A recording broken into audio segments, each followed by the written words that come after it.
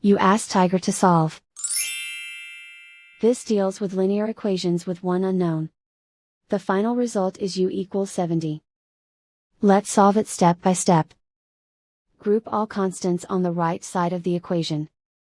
Subtract 47 from both sides.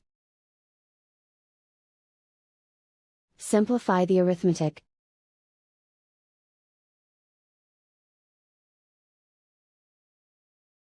Isolate the u.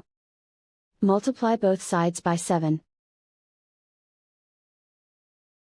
Group like terms.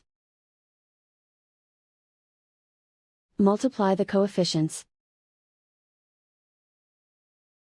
Simplify the fraction. Simplify the arithmetic. And so the final result is u equals 70.